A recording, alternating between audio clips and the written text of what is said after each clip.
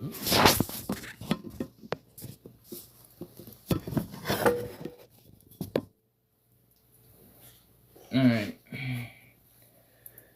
Today we'll go over a story most people have heard of, but nobody really knows the whole story. One of those. And the best way to do that, in my opinion, is just read the book. So, Genesis 11. Now the whole earth had one language and one speech. It came to pass as they journeyed from the east, that they found a plain in the land of Shinar, and they dwelt there. And they said to one another, Come, let us make bricks and bake them thoroughly. They had bricks for stone, and they had asphalt for mortar. They said, Come, let us build ourselves a city, and a tower whose top is in the heavens. Let us make a name for ourselves, lest we be scattered abroad over the face of the whole earth. But the Lord came down to see the city, and the tower which the sons of men had built. And the Lord said, Indeed, the people are one, and they have one language, and this is what they begin to do. Now nothing that they propose to do will be withheld from them. Come, let us go down and there, let us go down there, confuse their language, that they may not understand one another's speech. So the Lord scattered them abroad from over the face of all the earth, and they ceased building the city. Therefore its name is called Babel, because there the Lord confused the language of all the earth, and from there the Lord scattered them abroad over the face of all the earth. Shem's descendants. This is the genealogy of Shem. Shem was 100 years old, and begot Aphrexad 2 years after the flood. After he begot Asphic, Shem lived 500 years, and begot sons and daughters. Aphrix lived 35 years, and begot Salah.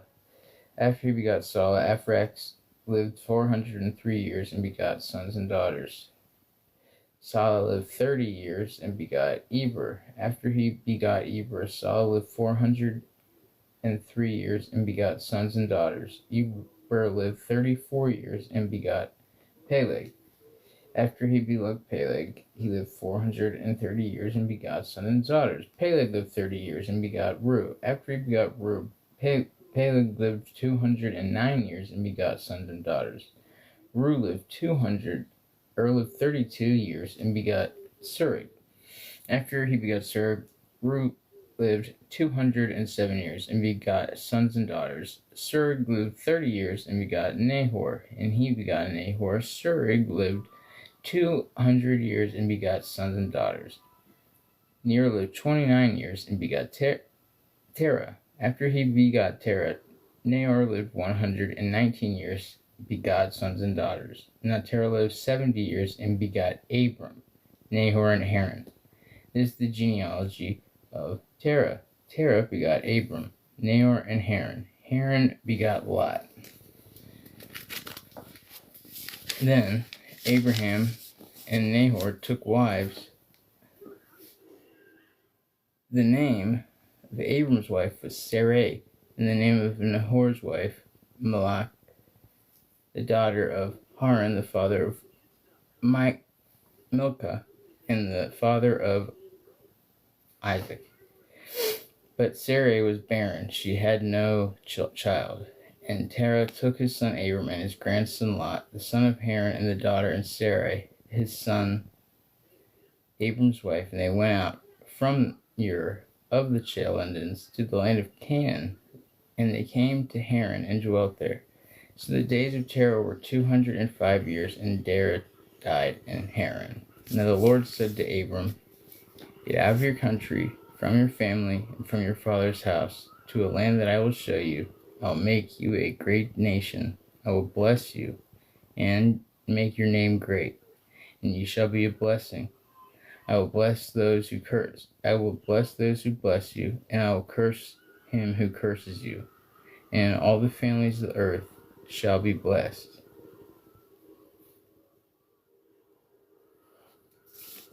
So the Lord said to Abram.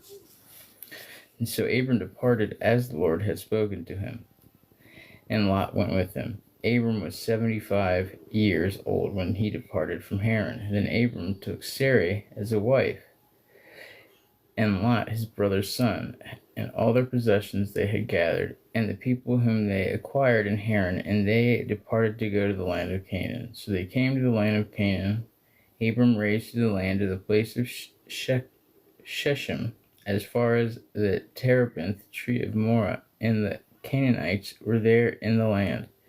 Then the Lord appeared to Abram and said, To your descendants I will give this land. And there he built an altar to the Lord, who had appeared to him.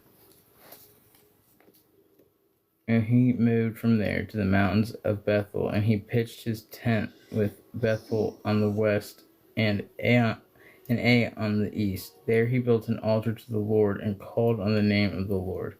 So Abram journeyed, going on still toward the south.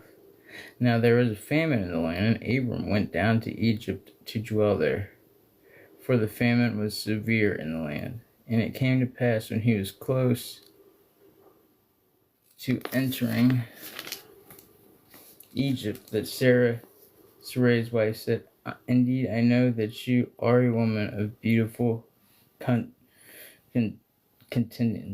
Therefore it will happen, when the Egyptians see you, they will say, This is his wife, and they will kill me, but they will let you live. Please say you are my sister, that it may be well with you for your sake, that I may live because of you. So it was when Abram came into Egypt, the Egyptians saw the woman, that she was a very beautiful woman, and the princes of Pharaoh also saw her, and commanded her to Pharaoh.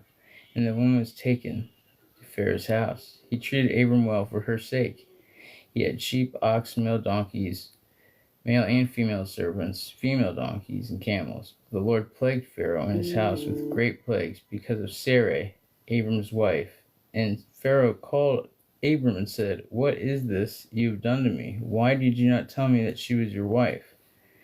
And why did you say, She is my sister? I might have taken her as my wife. Now therefore, here is your wife, take her and go on your way. So Pharaoh commanded his men concerning him, and they sent him away with his wife and all that he had.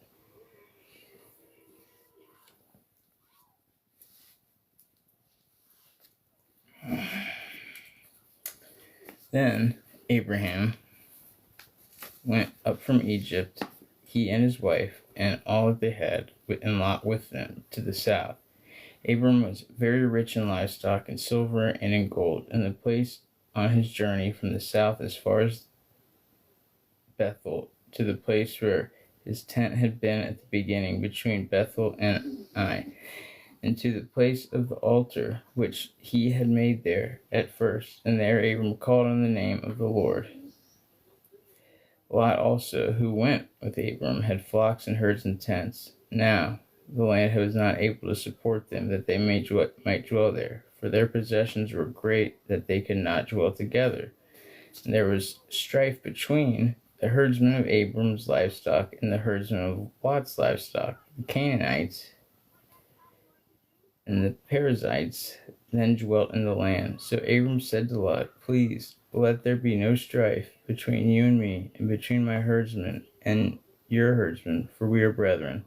It is not the whole land before you. Please separate before me. If you take the left, then I will go to the right, or if you go to the right, then I will go to the left. And Lot lifted his eyes and saw all the plain of Jordan, that it was well watered everywhere, before the Lord destroyed Sodom and Gomorrah, like the garden of the Lord, in the land of Egypt, as you go towards Zoar. Then Lot chose for himself all the plain of Jordan, and Lot journeyed eastward, and they separated from each other. Abram dwelt in the land of Canaan, and Lot dwelt in the cities of the plains, and pitched his tent even as far as Sodom. But the men of Sodom were exceedingly wicked and sinful against the Lord. And the Lord said to Abram after Lot separated from him, Lift your eyes up now, look from the place where you are, northward, southward, eastward, and westward. For all the land which you see I give to you and your descendants forever.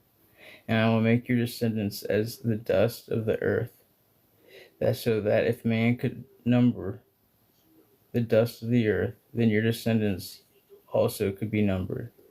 Arise, walk in the land through its length and its width, for I give it to you. Then Abram moved his tent and went dwelt by the terebinth trees of Mamre, which are in Hebron, and built an altar there to the Lord.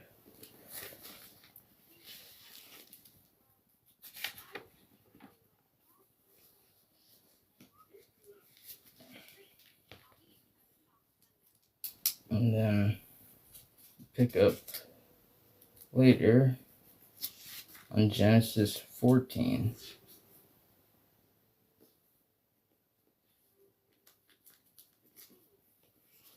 Or we'll talk about what happened to Lot after he left his father Abram. And we'll get into how his name gets changed and everything like that. So, have a good day. Blessed day.